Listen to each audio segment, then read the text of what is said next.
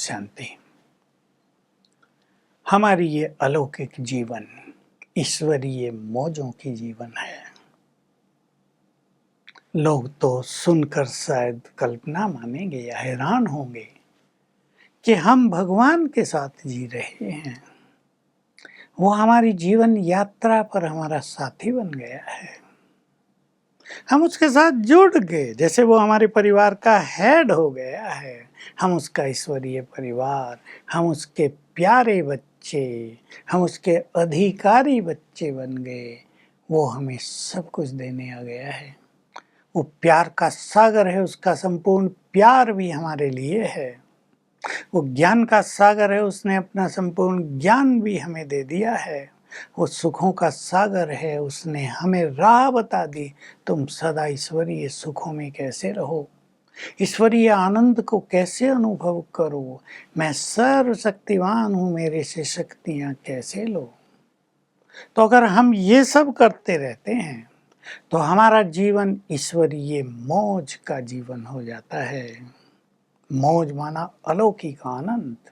एक दुनियावी मौज है, पैसा हो गया, खा पी रहे, शराब पी रहे हैं, डांस देख रहे हैं, बहुत कुछ व्यसनों में चले गए। लोग सोचते हैं हम तो बड़े मौज में रहते हैं, हमारे घर में इतनी कारें हैं, हमारा घर इतना बड़ा है। ठीक है, सांसारिक दृष्टि से वो मौज है, लेकिन आजकल तो वो भी मौज नहीं रही। जो ज़्यादा पी रहे हैं, किसी किडनी फेल हो रही, किसी के फेफड़े खराब हो रहे, किसी का लीवर खत्म हो रहा है, हार्ट पे इफेक्ट आ रहा है। थोड़े दिन की मौज सदाकाल के लिए जीवन बेकार हो जाता है।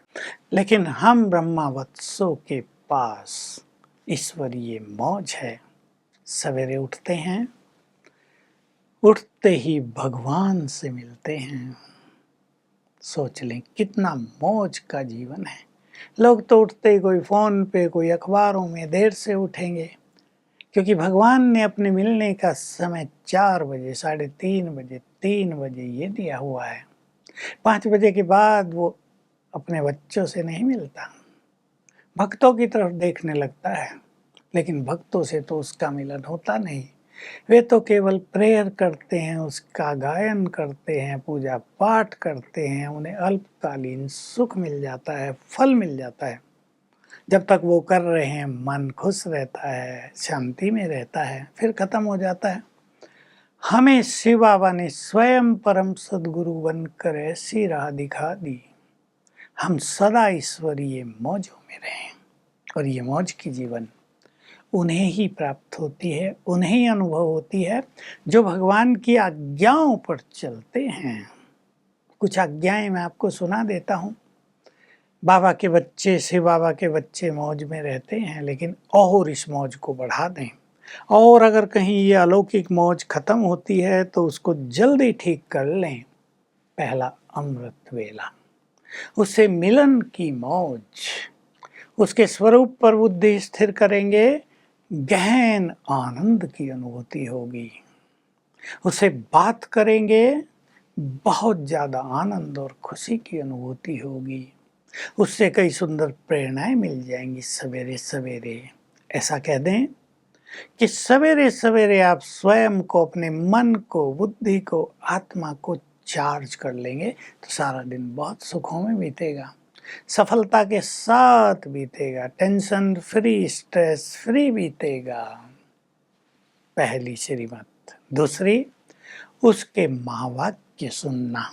आजकल बहुतों के फ़ोन पर ही महावाक्य आते हैं, जिसको हम ज्ञान मुरली कहते हैं।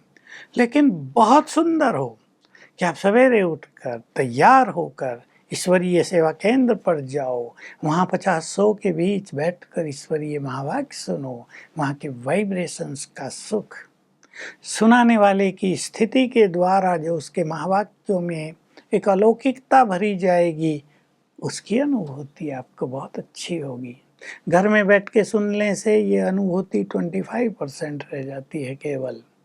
इसलिए वहाँ जाकर सुनना, ये दूसरा ईश्वरीय मौज प्राप्त करने का तरीका है। क्योंकि इस ईश्वरीय मुरली से, इन महावाक्यों से हमें महान विचार मिलते हैं। रोज हमारे विचारों में परिवर्तन आता है।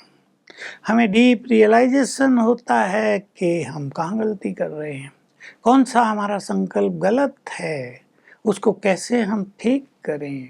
हमें परमात्म प्यार की अनुभूति होती है महावाक्य सुनने में। जब आप अपने घर सुनेंगे तो ये अनुभूति बहुत कम हो जाएंगी। तो दूसरी ईश्वरीय आज्ञा है, मेरे महावाक्य रोज सुनो। ऐसा कह दें, ये ईश्वरीय मुरली हमें जगाती है, बाकी चीजें तो सुलाती हैं। माना हमारे मन को सुला देती हैं, हमारी खुशी को सुला देती हैं, हमारी चेतना को मंद कर देती हैं।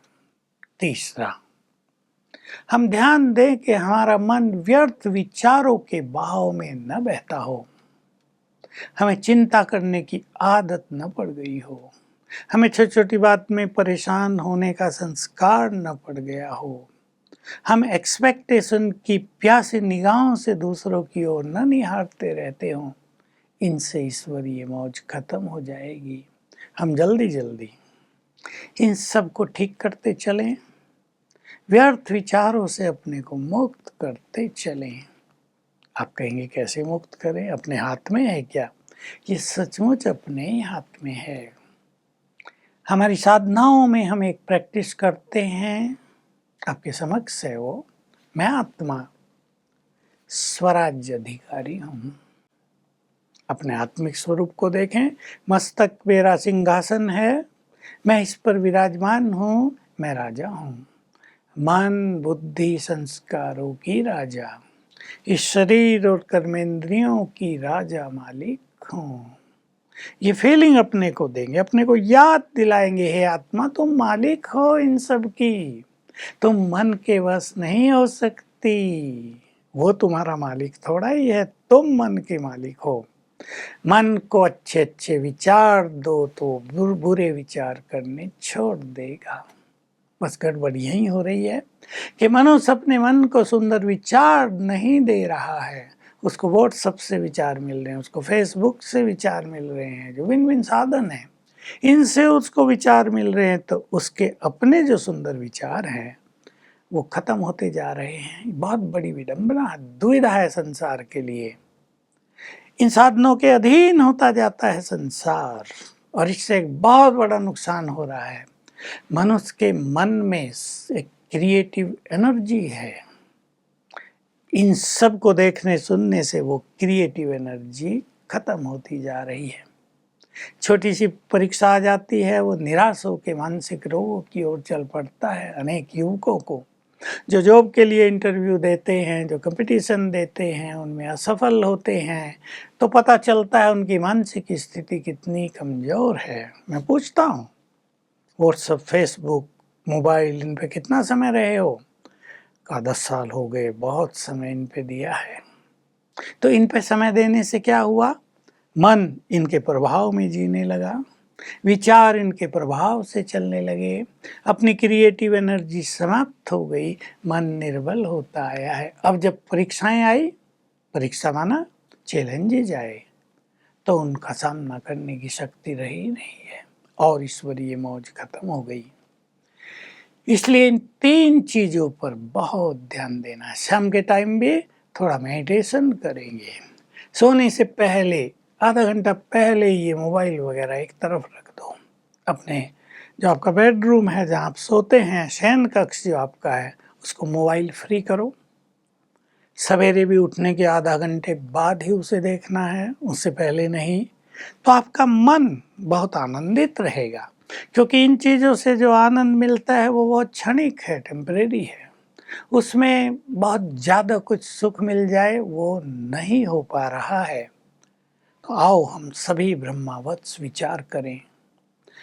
हमें भगवान मिल गए, हमारे लिए वो स्वर्णिम युग की स्थापना कर रहे हैं।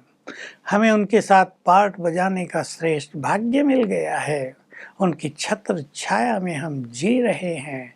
तो यदि हम ईश्वरीय मौज में नहीं रहेंगे तो संसार में भला और कौन रहेगा? तो छोटी छोटी बातों को किनारा करते चलो, छोटी छोटी बातों की केयर न करो। ये संसार में होती रहेंगी, होती रहती हैं।